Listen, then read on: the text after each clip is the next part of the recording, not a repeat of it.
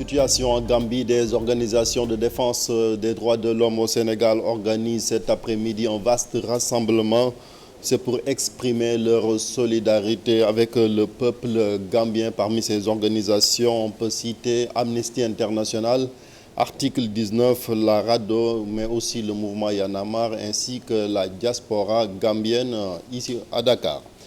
Le foncier, encore le foncier dans la commune de Mermoz-Sacré-Cœur, un terrain de 3 hectares d'une valeur de 3 milliards de francs CFA, fait l'objet de convoitises. La mairie compte s'opposer par tous les moyens pour préserver ce site. Le maire Barthélémy Diaz indexe les services des impôts et domaines. De hautes personnalités sont également attributaires illégaux. Il était en conférence de presse hier, compte rendu à Diatala, Mondou Diop. Après avoir informé toutes les autorités compétentes et usé de tous les recours, la commune de Mermoz-Sacré-Cœur prend ses responsabilités et compte s'opposer par tous les moyens à la spoliation des 3 hectares appartenant à la commune. Nous ne sommes plus disponibles ni disposés à ce que des fonctionnaires pillent, c'est de ça qu'il s'agit, c'est un pillage organisé de notre foncier. Les personnes qui sont concernées et visées, je pèse bien mes mots, ont tous reçu des baux. Je dis bien des baux, et à plusieurs reprises. Parce que ce sont de hautes responsabilités qu'ils assument dans ce pays. Certaines de ces personnalités ont reçu leurs baux et les ont revendus. L'édile de Mermoz-Sacré-Cœur, qui accuse les services des impôts et domaines, les met en garde. Il martèle que le site ne va abriter autre chose qu'un centre de formation au bénéfice de la jeunesse. Nous avons un problème avec les services du ministère des Finances.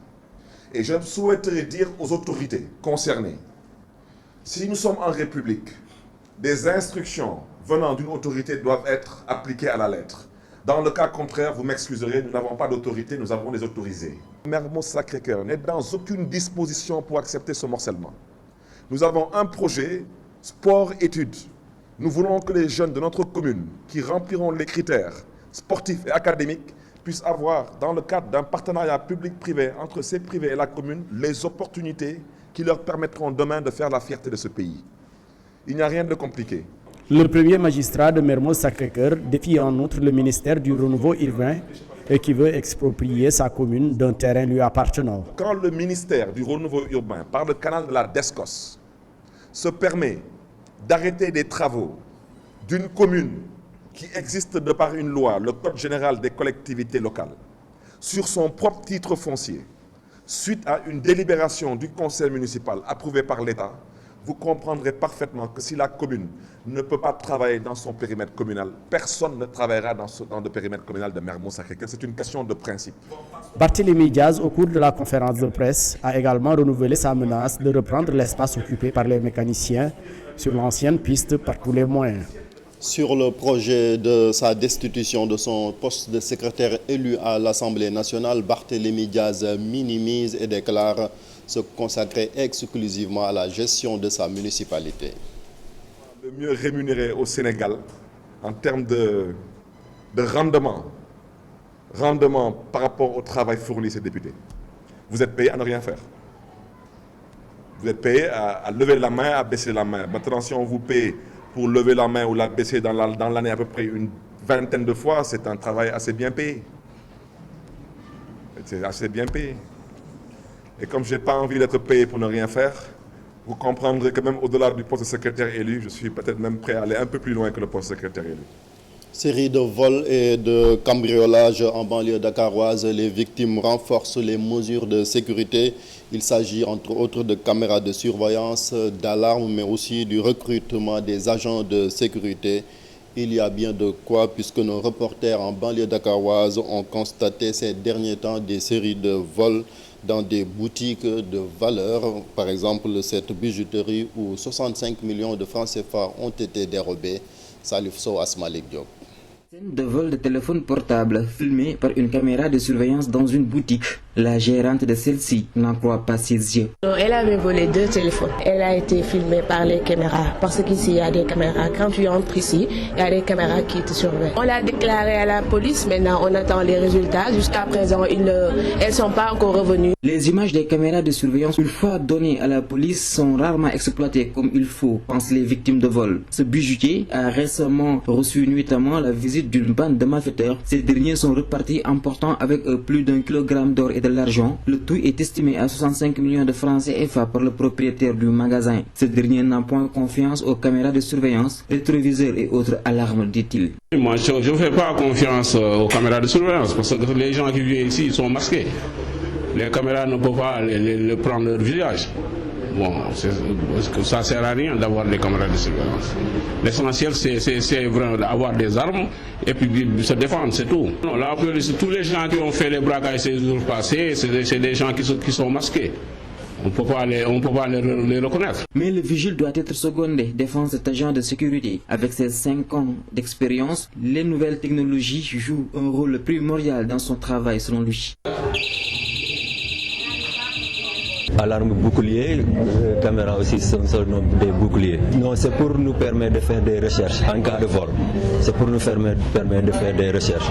Ça, ce sont les commandes qui consistent à bloquer les alarmes. Malgré toutes les mesures sécuritaires prises, les malfaiteurs continuent d'opérer à Dakar et à l'intérieur du pays, sans être trop inquiets. Les conducteurs de camions gros porteurs s'indignent du nouveau plan de circulation annoncé par le CETUD. Certains d'entre eux dénoncent le manque de mesures d'accompagnement, notamment l'absence de voies de contournement. Par contre, les automobilistes particuliers qui empruntent l'axe Mermoz-Sacré-Cœur Boulangerie Zone applaudissent cette nouvelle mesure des autorités. Voici le compte rendu de Maïmouna Ndiaye. Des forces de l'ordre tout au long de cet axe. Ils veillent au respect du nouveau plan de circulation des routes secondaires parallèles aux 2 voies de Liberté 6. Cet automobiliste n'était pas au courant, mais salue l'initiative. À mon avis, c'est une bonne chose. Même si ça ne nous arrange pas, nous qui passons souvent par là. Donc là, je pense qu'on est obligé de passer de l'autre côté pour prendre le rond-point pour pouvoir entrer ici. Mais à mon avis, c'est une bonne chose parce que malheureusement, aujourd'hui, il faut qu'on trouve une solution.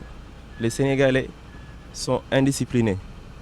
Vous voyez, il y a énormément d'accidents un peu partout dans le pays.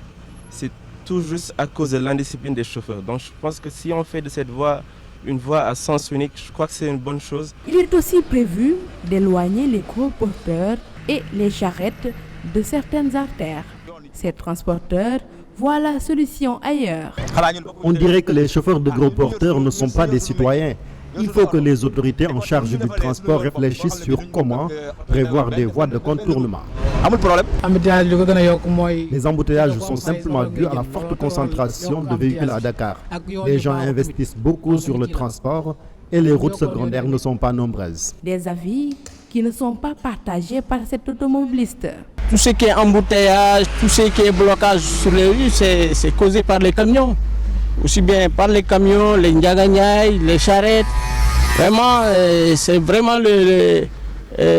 c'est tout ça qui est à l'origine des gros d'étranglement. Voilà. Donc, s'ils ont leur propre circuit, je crois que vraiment ça sera un début de solution. Le ministère des Transports terrestres et du désenclavement précise que la coordination sera assurée pour rendre plus fluide la circulation. Nos interlocuteurs attendent de voir des améliorations.